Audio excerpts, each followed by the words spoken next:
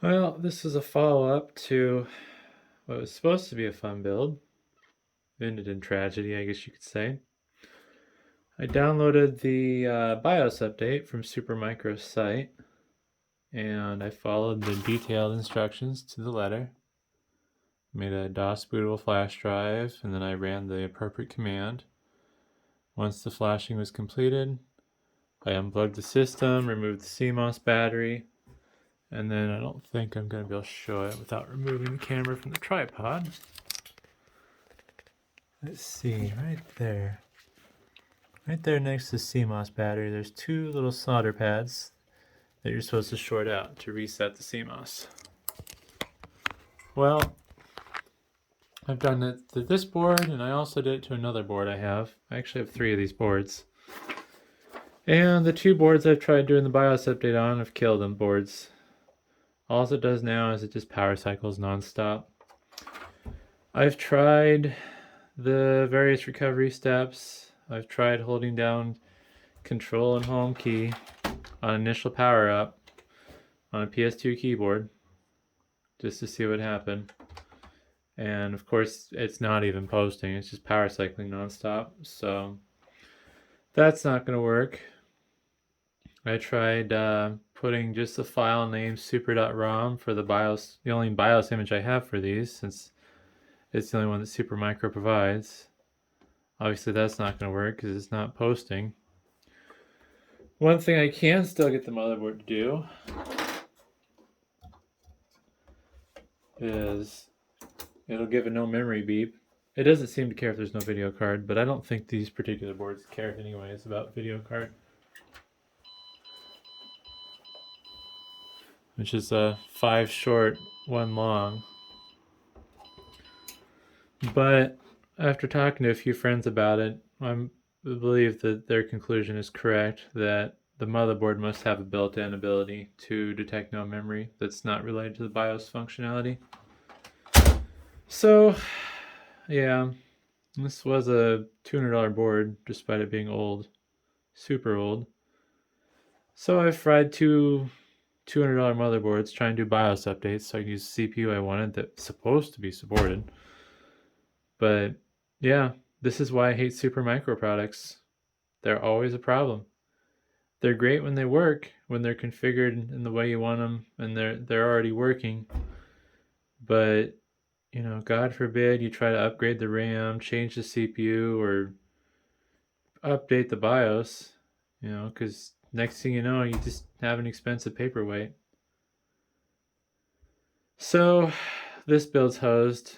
I'm gonna have to tear it apart and rebuild it, which pisses me off. You could say this is my fault, and it would be true. It was my fault for having the audacity to update the BIOS. But in all my years of doing computer repair, I've only had a handful of BIOS failures. I can count them on one hand, literally. I had a Toshiba that failed a BIOS update because it was a Revista machine and the reboot didn't work properly. I don't know what happened there, but that was under warranty, so that wasn't a big deal. I killed an MSI board. That one was my fault. The BIOS update I downloaded, I thought was the right BIOS update, but there's variations with their motherboards, and apparently I think what happened is I found the wrong variation because the BIOS even warned me, hey, this isn't the right BIOS file. But it was a board I didn't care about, and it's just like, whatever. I just want to get this done. So I forced it to do the BIOS update against its will. And yeah, I killed that board. And now I got this board and another board that's out in my warehouse. So yeah, I've killed 4 motherboards due to BIOS updates, but I don't know what the story is with this one. I followed the instructions. As far as I can tell, it's the only BIOS file. They don't have any kind of variations for this X8 SAX motherboard. It's just, as far as I'm concerned, Supermicro products are just terrible. They're not meant to be used outside of their rigid, controlled environment, which I just don't get. I don't understand what's so different from this board than other boards. Because I mean, I have stuff like the Dell Precision T3500. those only support up to 24 gigs of RAM. But I've put 48 gig in them, 6 8 gig sticks, and they'll run memtest. I haven't really extensively tried running one of those with unsupported memory configuration in Windows, but if they run memtest with no errors, I would hope that they could boot to Windows and work fine. But yeah, I don't know what to say about this. This is aggravating, but it's just another time that when dealing with a Supermicro product, I just have nothing but problems. And this is why I would definitely never buy a new Supermicro product, but I think I'm just going to start refusing to work on them in general. I'm just going to start e-wasting them and not even bothering with them, because, I mean, this is ridiculous. And since the BIOS chip is soldered on the board, it's a surface mount chip, it's beyond my skill level to replace it, even if I did decide to buy a replacement BIOS chip. I mean, it wouldn't be worth it. I already have too much time in these things. I'm not going to spend $50 worth of my time replacing a $30 BIOS chip on a motherboard that I'm going to sell for $200 and not even make that after fees and shipping.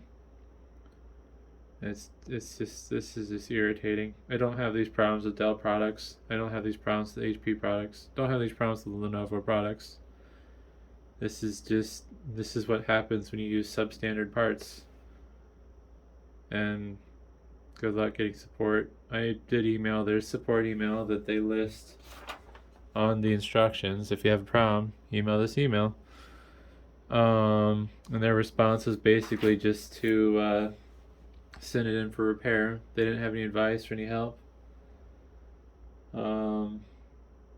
which would have been nice. I don't know. This is the kind of the final straw for me with Supermicro products. They're just not worth working on. They just cause more grief than they're worth. So that's just a rambling rant. That's kind of an explanation of what happened to this system. I'm gonna make another video tearing it apart and putting it back together. I have a Gigabyte Z68 series motherboard that I'm gonna put in here. After doing some digging, it looks like that one also has an Intel based controller, so it should play nice with TrueNAS. I just wish it didn't come to this. So, thanks for watching.